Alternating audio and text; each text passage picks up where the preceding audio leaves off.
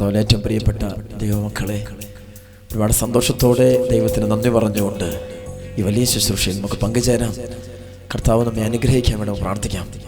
നിങ്ങൾക്ക് വേണ്ടി, നിങ്ങളുടെ കുടുംബങ്ങൾക്ക് വേണ്ടി ഞങ്ങൾ പ്രാർത്ഥിച്ചുകൊണ്ടിരിക്കുന്നു. നമുക്ക് ഒരുമിച്ച് പ്രാർത്ഥിക്കാം. യേശുവേ രക്ഷകാ, നിന്നെ ഞാൻ സ്നേഹിക്കും ആയുസ്സിൻ നാളെല്ലാം നന്ദിയാ പാടിടും. അഭിഷേകം ചെയ്യണേ.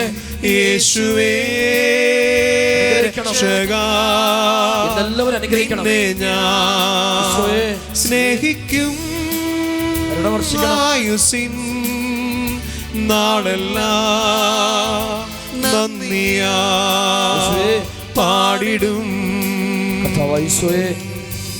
ഈ ശുശ്രൂഷയിൽ പങ്കെടുക്കാനായിട്ട് കർത്താവെ എന്നെത്തിയിരിക്കുന്ന മുഴുവൻ മക്കളെ പേരുപേരായി നിന്റെ കൈകളിലേക്ക് ഏൽപ്പിച്ചു തരുന്നു. അങ്ങയുടെ മഹത്വത്തിൻ്റെ സാന്നിധ്യം, അങ്ങയുടെ കൃപയുടെ സാന്നിധ്യം, അങ്ങയുടെ വലതുകരം ഇവരുടെ മേൽ പതിക്കണമേ എന്ന് പ്രാർത്ഥിക്കുന്നു. കർത്താവ് ഈ സമയത്ത് ഓരോ മകനെ മകളെ അങ്ങ് തൊട്ട് തൊട്ട് അനുഗ്രഹിക്കണമേ. പരിപൂർണ വിടുതൽ നൽകി, സൗഖ്യം നൽകി അനുഗ്രഹിക്കണമേ. ഇന്നത്തെ ദിവസം എല്ലാ മക്കളുടെയും കുടുംബങ്ങളിൽ നിന്ന് പൈശാചിക ബന്ധനങ്ങൾ അഴിച്ചുവിടണമേ. അങ്ങയുടെ സാന്നിധ്യത്തിൻ്റെ ശക്തിയാൽ അന്ധകാര ശക്തിയിൽ നിന്നും പൂർണ്ണമായ വിടുതൽ കർത്താവിനെ ഇവർക്ക് നൽകണമേ. ഹല്ലേലൂയ. യേശുവേ നന്ദി, യേശുവേ സ്തുതി. ആമേൻ. പ്രിയപ്പെട്ട സഹോദരങ്ങളെ, ഇന്ന് ദൈവത്തിൻ്റെ വചനം നാം കേൾക്കാൻ വന്നിരിക്കുകയാണ്. കർത്താവ് നമ്മളോട് സംസാരിക്കാൻ ആഗ്രഹിക്കുന്നു. ഇത് വലിയൊരു കൃപയിലേക്ക് നമ്മൾ കൊണ്ടുവരികയാണ്. എസെക്കിയേൽ 33:10 പറയുക, മനുഷ്യപുത്ര, ഇസ്രായേൽ ഭവനത്തോട് പറയുക, ഞങ്ങളുടെ അതിക്രമങ്ങളും പാപങ്ങളും ഞങ്ങളുടെ മേലുണ്ട്, അവ മൂലം ഞങ്ങൾ ക്ഷയിച്ചു പോകുന്നു. അതെ, ക്ഷയിച്ചു പോകാൻ കാരണം അതാ. അതാണ് സങ്കീർത്തനം 32:1 മുതലുള്ള വചനത്തിൽ പറയുന്നുണ്ട്. സങ്കീർത്തനം 32:1 മുതൽ ഉള്ള തിരുവചനം, അതിക്രമങ്ങൾക്ക് മാപ്പും പാപങ്ങൾക്ക് പൊറുതിയും ലഭിച്ചവൻ ഭാഗ്യവാൻ. കർത്താവ് കുറ്റം ചുമത്താത്തവനും ഹൃദയത്തിൽ വഞ്ചനയില്ലാത്തവനും ഭാഗ്യവാൻ. ഞാൻ പാപങ്ങൾ ഏറ്റുപറയാതിരുന്നപ്പോൾ ദിവസം മുഴുവൻ കരഞ്ഞ് എൻ്റെ ശരീരം ക്ഷയിച്ചുപോയി എന്ന് പറയുക. ജീവിതം ക്ഷയിക്കും. എത്ര മിടുക്കനായാലും ശരി, എത്ര മിടുക്കിയാലും ശരി, എത്ര ഭയങ്കര കഴിവുള്ള വ്യക്തിയായാലും ശരി, എത്ര ബുദ്ധിമാനായാലും ശരി, ക്ഷയിച്ചു പോകും. അവനിൽ പാപം തളം കെട്ടിക്കിടന്നാൽ അവൻ ക്ഷയിച്ചു പോകും. എന്തേറെ സമ്പന്നനായിക്കൊള്ളട്ടെ, ലോകം മുഴുവൻ യാത്ര ചെയ്തിട്ടുള്ള വ്യക്തിയാകട്ടെ, ഭയങ്കര പിടിപാടുള്ള വ്യക്തി ആയിക്കോട്ടെ, ഒരു ദിവസം അവൻ ക്ഷയിച്ചു വീഴുന്നത് അവൻ മാത്രമല്ല, പക്ഷെ അവൻ്റെ കൂട്ടത്തിലുള്ളവരുൾപ്പെടെ തകർന്നു പോകുന്നത് നമ്മൾ കണ്ടുകൊണ്ടിരിക്കുക. കാരണം പാപം ക്ഷയിപ്പിക്കുന്ന ഘടകം. അതാ പറഞ്ഞു, അതിക്രമങ്ങൾ, അത് ഈ വചനോദ, അതിക്രമങ്ങൾക്ക് മാപ്പും പാപങ്ങൾക്ക് പൊറുതിയും ലഭിച്ചവൻ ഭാഗ്യവാൻ. കർത്താവ് കുറ്റം ചുമത്താത്തവനും ഹൃദയത്തിൽ വഞ്ചനയില്ലാത്തവനും ഭാഗ്യവാൻ. കഴിഞ്ഞ നാളുകളിൽ ഒരു സഹോദരൻ ധ്യാനത്തിന് കൂടാൻ വന്നു. ധ്യാനത്തിൻ്റെ അവസരത്തിൽ വെച്ച് ആ വ്യക്തി നല്ലൊരു കുമ്പസാരം, അദ്ദേഹം പറയാൻ, എൻ്റെ ജീവിതത്തിൽ ഞാൻ ഇതുപോലെ കുമ്പസാരം നടത്തിയിട്ടില്ല. ഞാൻ സമയമെടുത്ത് കുമ്പസാരിച്ചു. എന്നെ ശ്രമിച്ച എൻ്റെ വൈദികൻ അച്ഛൻ ശരിക്കും എൻ്റെ പാപങ്ങൾ മുഴുവൻ കേട്ടു. എൻ്റെ 1.5 മണിക്കൂർ നീണ്ടു നിൽക്കുന്നൊരു കുമ്പസാരം. അദ്ദേഹം പറയാ, അവിടുന്ന് എഴുന്നേറ്റപ്പോൾ തന്നെ എൻ്റെ ദേഹത്തെ രോഗങ്ങളൊക്കെ ശമിച്ചു. എഴുന്നേറ്റപ്പം തന്നെ എന്ത് ഭാരം കുറഞ്ഞു, എൻ്റെ മുഖത്തൊരു പ്രകാശം. ഞാൻ ധ്യാനം കഴിഞ്ഞ് വീട്ടിൽ ചെന്നപ്പോൾ എൻ്റെ ബന്ധുക്കളെല്ലാം കൂടി, നിൻ്റെ മുഖത്തൊരു ഭയങ്കര പ്രകാശം, നിൻ്റെ സംസാരത്തിനൊരു മാറ്റം, നിൻ്റെ നോട്ടത്തിനൊരു മാറ്റം, നിൻ്റെ പ്രവർത്തികളെ മാറ്റം, എല്ലായിടത്തും നിന്ന് നല്ലതായിട്ട് പെരുമാറുന്നു. എന്താ സംഭവിച്ചത് എന്നോട് ചോദിച്ചു. അവരോടെല്ലാം ഞാനൊരു മറുപടി കൊടുത്തു. ഒറ്റ മറുപടി കൊടുത്തുള്ളൂ, ഞാൻ എൻ്റെ പാപം മുഴുവൻ ദൈവത്തോട് ഏറ്റുപറഞ്ഞു, മറകൂടാതെ പറഞ്ഞു.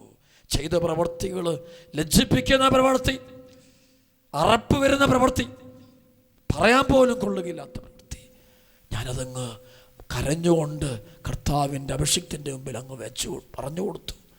അഭിഷിക്തൻ എൻ്റെ നേരെ കരങ്ങൾ ഉയർത്തി ആശീർവദിച്ചുകൊണ്ട് പാപമോചനം തന്നു കഴിഞ്ഞപ്പോൾ എന്തോ ഒരു ബന്ധനം, എന്താണെന്ന് എനിക്കറിയില്ല, എന്തോ ഒരു പൈശാചിക ബന്ധനം ഇരുട്ടെന്നിൽ നിന്ന് മാറിപ്പോയി. ഇപ്പം എനിക്ക് സ്വസ്ഥതയാണ്. ഇപ്പം പണമല്ല എനിക്ക് വലുത്, എനിക്ക് ലോകസുഖങ്ങളല്ല വലുത്, എനിക്ക് ഈ ഉള്ളിലെ ഈ സന്തോഷം, ഇപ്പം എൻ്റെ ആനന്ദ ജീവിതം എനിക്ക് സന്തോഷമായി. ജീവിതത്തിൽ മാറ്റം വരാൻ തുടങ്ങി. എല്ലാ മേഖലയിലും ദൈവത്തിൻ്റെ കരം പ്രവർത്തിച്ചു. അദ്ദേഹം പറയുക, അതേ മക്കളെ, ദൈവത്തിൻ്റെ മക്കളെ, പാപം നിങ്ങൾ കുടിയിരിക്കുമ്പോൾ നിങ്ങൾ ക്ഷയിച്ചു പോകുന്നു. അനുദപിച്ച് ഒരു കുമ്പസാരം നടത്തുക. ദൈവമഹത്വം തിരികെ വരാനുള്ള ഒന്നാമത്തെ വഴി അതാ. നിൻ്റെ പിടിവാശി വിട്ടിട്ട് ഞാൻ ധ്യാനം കൂടില്ല, ഞാൻ പ്രാർത്ഥിക്കില്ല, കുമ്പസാരിക്കില്ല, തിരുസഭയുടെ മുമ്പിൽ മുട്ടുകുത്തില്ല, ആര് പറഞ്ഞാലും ഞാൻ പുറകോട്ട് പോകില്ല, എൻ്റെ വാശിയും വൈരാഗ്യവും കൊണ്ട് ഞാൻ ജീവിക്കും, മരിച്ചാലും ഞാൻ ക്ഷമിക്കില്ല, പക തീർക്കില്ല, ഞാൻ എൻ്റെ വഴിക്ക് പോകും എന്നുള്ള നിൻ്റെ പിടിവാശി നിന്നെ നാശത്തിലേക്ക് കൊണ്ടുവന്നൊരു ശക്തിയല്ലേ എന്ന് നീ തന്നെ ഒന്ന് ചിന്തിച്ച് നോക്കുക. നിന്നെ തീർക്കാനുള്ള ശക്തിയാ. സാത്താൻ്റെ ഒരു ഹിഡൻ അജണ്ടയാ നിന്നെ തീർത്തില്ലാതാക്കണം. അതിനാ നിൻ്റെ ബുദ്ധിയിലൂടെ അവൻ നിൻ്റെ മനസ്സിൽ, ശരീരത്തിൽ, ആത്മാവിൽ, ജീവിതത്തിൻ്റെ മുഴുവൻ മേഖലയും പ്രവർത്തിച്ചുകൊണ്ടിരിക്കുന്നുണ്ട്. അതുകൊണ്ട് എൻ്റെ മകനെ, എൻ്റെ മകളെ, യെശയ്യാ പ്രവാചകന്റെ പുസ്തകം 1-ാം അധ്യായം 18-19 വചനം പറയുന്ന പോലെ നിൻ്റെ പാപങ്ങൾ കടും ചമപ്പാണെങ്കിലും അവിടുന്ന് മഞ്ഞുപോലെ വെണ്മയുള്ളതാക്കും, രക്തവർണ്ണമെങ്കിലും കമ്പിളി പോലെ വെളുപ്പിക്കും. അനുസരിക്കാൻ സന്നദ്ധരെങ്കിൽ ഐശ്വര്യം ആസ്വദിക്കും, അനുസരിക്കുന്നില്ലെങ്കിൽ വാളിനിരയാകും എന്ന് പ്രവാചകനായ യെശയ്യാ പ്രവാചകനിലൂടെ പരിശുദ്ധാത്മാവ് പഠിപ്പിക്കുമ്പോൾ ആ വചനം നീ നിൻ്റെ ഹൃദയത്തിലേക്ക് ഏറ്റുവാങ്ങണം മക്കളെ. എന്നിട്ട് നീ കരയണം. നിന്റെ കള്ളത്തരം നീ അവസാനിപ്പിക്കുക. കാപഠ്യം നിറഞ്ഞ നിൻ്റെ ജീവിതത്തോട് നീ വിട പറഞ്ഞുകൊണ്ട് ഹൃദയം ഒരുക്കി പ്രാർത്ഥിക്കുക. ഈ വചനം കേട്ടുകൊണ്ടിരിക്കെ ഈ സമയം നിൻ്റെ കുടുംബത്തിൽ പരിശുദ്ധാത്മാവിൻ്റെ പ്രവർത്തനം സംഭവിക്കും. നീ വിട്ടുവീഴ്ച നടത്തേണ്ടത് പാപത്തോടല്ല. നീ വിട്ടുവീഴ്ച, നീ പാപത്തെ നീ തള്ളിക്കളഞ്ഞിട്ട് കർത്താവിൻ്റെ മുമ്പിൽ നിന്ന് എളിമപ്പെടണം. അനുസരണമുള്ള പുത്രനായിട്ട് മാറണം. വീണ്ടും വചനം പറയുക, സങ്കീർത്തനത്തിൻ്റെ 32-ാം അധ്യായം 4-ാമത്തെ വചനം, രാവും പകലും അങ്ങയുടെ കരം എൻ്റെ മേൽ പതിച്ചിരുന്നു, വേനൽക്കാലത്തെ ചൂട് കൊണ്ടെന്ന പോലെ എൻ്റെ ശക്തി വരണ്ടുപോയി. അതേ, ശക്തി നഷ്ടപ്പെട്ടു. തനേക കുടുംബങ്ങൾക്ക് ശക്തിയില്ല, ക്ഷമിക്കാൻ ശക്തിയില്ല, ഒരുമിച്ച് പോകാൻ ശക്തിയില്ല. ഭാര്യ ഭർത്താവെന്ന് പറയുക, ഞങ്ങൾ പിരിയാൻ തീരുമാനിച്ചോ, ഇത് മുന്നോട്ട് പോകില്ല, ഇത് മുന്നോട്ട് പോകില്ലെന്നേ. ആര് പറഞ്ഞാലും പോകുകയല്ല. കോടതി കയറി, കൗൺസിലിംഗ് സെൻറ്റേഴ്സ് എല്ലാം പോയി, എല്ലാവരും സംസാരിച്ചു, പക്ഷെ മാറുന്നില്ല. വേറെ പിരിയാൻ പോവുക. കാരണം ഉള്ളിൽ തിന്മ നിൽക്കുക. ഞാൻ പറയാറുണ്ട്, എൻ്റെ മക്കളെ, നിങ്ങളൊന്ന് കരയുക. ചെയ്തു പോയ തെറ്റുകളെ ഓർത്ത് ഹൃദയമുരുകി പശ്ചാത്തപിക്കുക. കർത്താവിൻ്റെ കരുണ, കർത്താവിൻ്റെ കൃപ നിൻ്റെ ജീവിതത്തിലേക്ക് സമർത്ഥമായിട്ട് വർഷിക്കപ്പെടും. വീണ്ടും എസെക്കിയേലിൻ്റെ പുസ്തകത്തിൻ്റെ 33-ാം അധ്യായത്തിൽ പരിശുദ്ധാത്മാവ് സ്പഷ്ടമായിട്ട് പറയുക, മനുഷ്യപുത്ര, ഇസ്രായേൽ ഭവനത്തോട് പറയുക, ഞങ്ങളുടെ അതിക്രമങ്ങളും പാപങ്ങളും ഞങ്ങളുടെ മേലുണ്ട്, അവ മൂലം ഞങ്ങൾ ക്ഷയിച്ചു പോകുന്നു, ഞങ്ങൾക്കെങ്ങനെ ജീവിക്കാൻ സാധിക്കുമെന്ന് നിങ്ങൾ പറഞ്ഞു. അവരോട് പറയുക, ദൈവമായ കർത്താവ് അരുളി ചെയ്യുന്നു, ഞാനാണേ ദുഷ്ടൻ മരിക്കുന്നതിൽ അല്ല, അവൻ ദുഷ്ടമാർഗത്തിൽ നിന്ന് പിന്തിരിഞ്ഞ് ജീവിക്കുന്നതിലാണ് എനിക്ക് സന്തോഷം. പിന്തിരിയുവിൻ, തിന്മയിൽ നിന്ന് നിങ്ങൾ പിന്തിരിയുവിൻ. അതേ മക്കളെ, ഹൃദയത്തെ സൂക്ഷ്മമായിട്ട് പരിശോധിക്കണം. മനസ്സിൻ്റെ കോണുകളെ പരിശോധിക്കണം. എവിടെയെങ്കിലും പാപം പൂഴ്ത്തിവെച്ചിട്ടുണ്ടോ?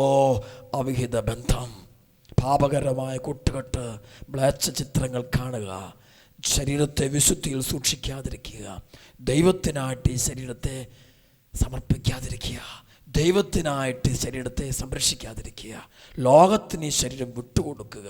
മൃഗങ്ങൾ കാണിക്കുന്നത് പോലെ ലോകത്തിനും ലോകസുഖങ്ങൾക്കും മനസ്സിനെയും ശരീരത്തെയും ആത്മാവിനെയും കൊടുക്കരുത്.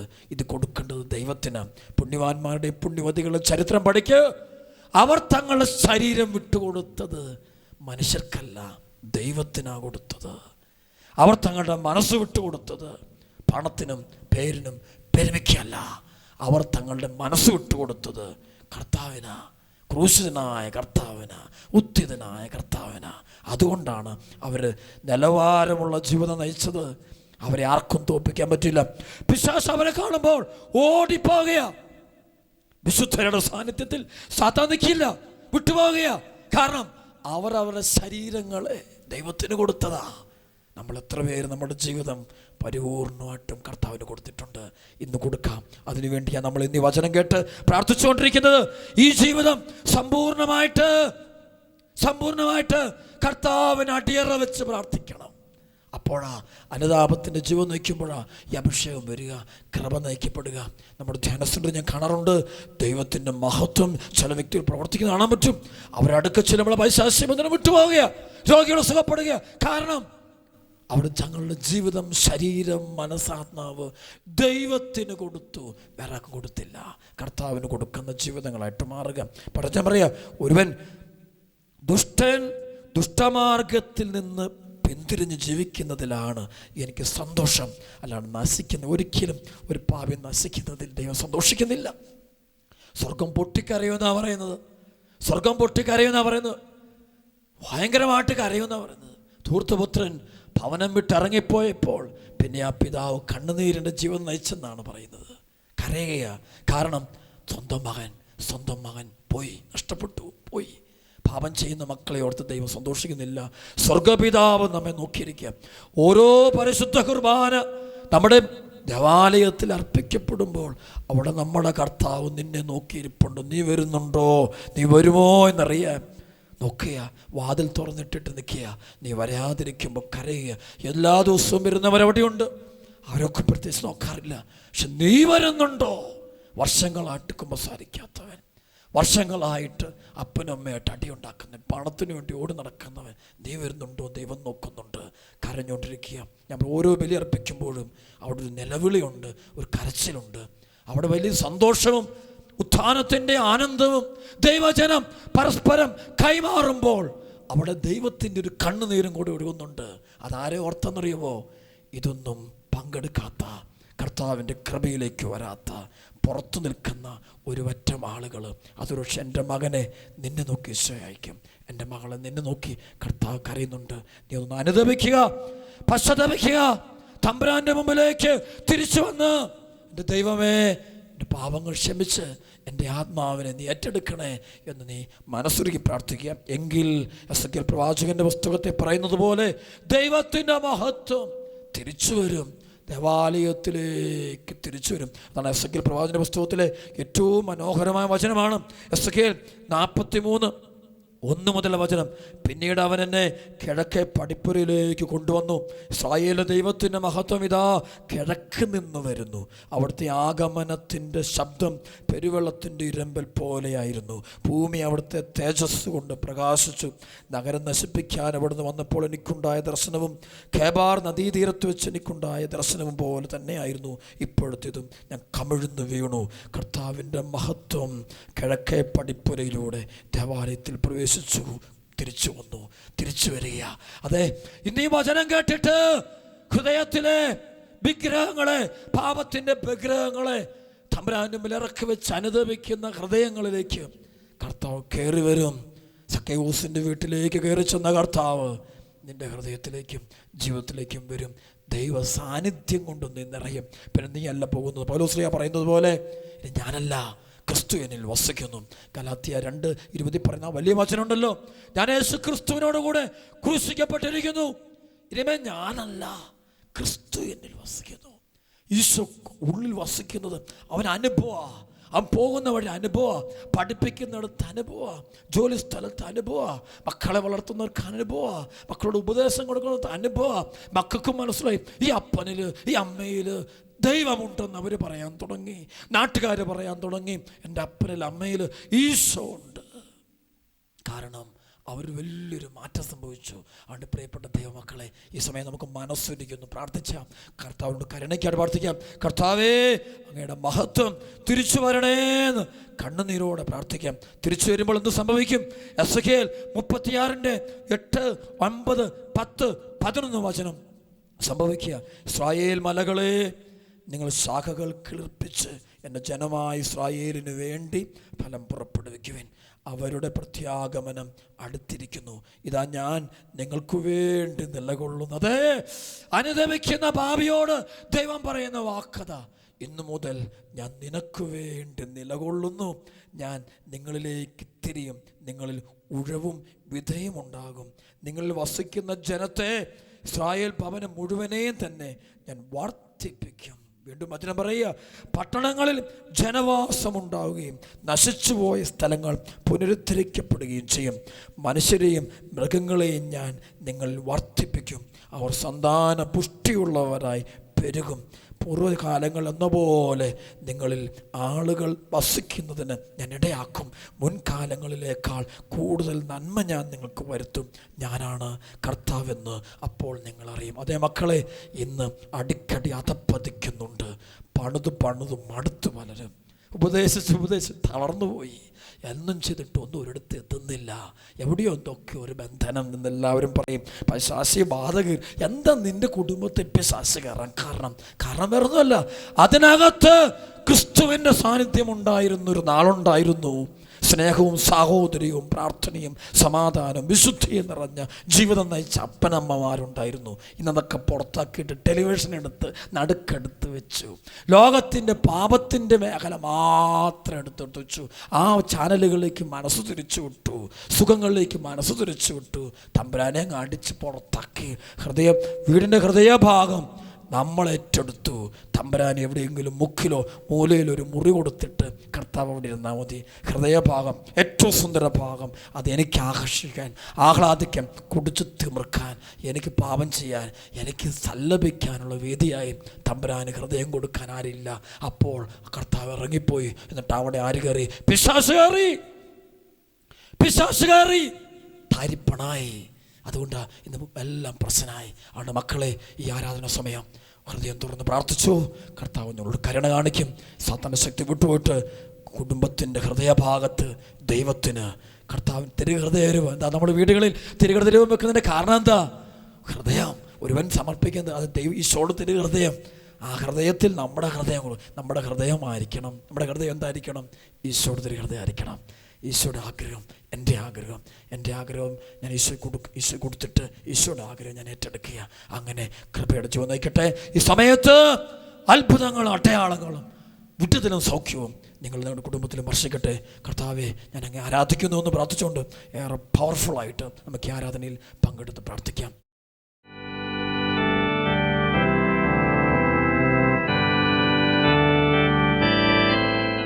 ഈശോയുടെ അതിദാരുണമാം പീഡാസഹനങ്ങളെ ഓർത്തെന്നും പിതാവേ ഞങ്ങളുടെ മേൽ ലോകം മുഴുവൻ്റെ മേൽ കരുണയുണ്ടാകേണമേ. ജീവിതങ്ങളെ കർത്താവിന് കൊടുക്കുന്നു. ഈശോയെ, ഞങ്ങളുടെ മുറിവുകളിലേക്കും തകർച്ചകളിലേക്കും പാപമേഖലകളിലേക്കും അഹങ്കാരത്തിൻ്റെ മേഖലയിലേക്കും അഹന്തയുടെ മേഖലയിലേക്കും കർത്താവെ നിൻ്റെ വലിയ കരുണ, വലിയ കൃപ വർഷിക്കണമേ. ഞങ്ങളുടെ കുടുംബങ്ങൾ തകർന്നു പോകാൻ അനുവദിക്കരുതേ. അറിയാതെ ചെയ്തു പോയ തെറ്റുകൾക്ക് മാപ്പ് ചോദിക്കുന്നു. ഞങ്ങളുടെ ആത്മശരീരങ്ങളെ അങ്ങയുടെ പരിശുദ്ധമായ കൈകളിലേക്ക് ചേർത്ത് വെക്കുന്ന കർത്താവെ ഈ സമയത്ത് സ്വർഗത്തിൻ്റെ അഭിഷേകം കൊടുക്കണം. എല്ലാ കുടുംബങ്ങളിലും അങ്ങേക്ക് ഒന്നാം സ്ഥാനം വരട്ടെ. അങ്ങയുടെ വചനം പാലിക്കുന്ന മക്കളായിട്ട് ഞങ്ങൾ മാറട്ടെ. ഞങ്ങളുടെ കുടുംബങ്ങൾ സഭയിലുള്ള ജീവിതമായിരിക്കട്ടെ. ദൈവത്തെ സ്നേഹിക്കുന്നവരാകട്ടെ. പരസ്നേഹത്തിൻ്റെ ജീവൻ നയിക്കട്ടെ. എളിമയുടെ ജീവൻ നയിക്കട്ടെ.